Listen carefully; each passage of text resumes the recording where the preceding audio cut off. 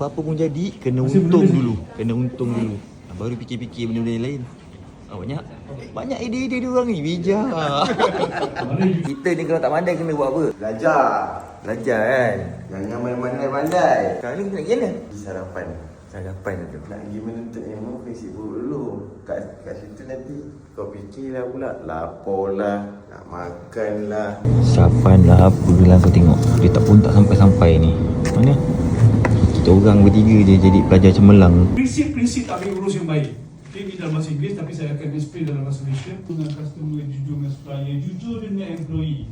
Internalization of core values. The comprehend, apply and report or care approach in the Malaysian Code on Corporate Governance. 3 hari kursus ni. Kalau balik tak pandai tak tahulah. Ni malam ni kejap lagi ni ada lagi ni. Ini pukul 7 lebih kat pukul 8 ni. Pukul 8 ada kelas lagi ni.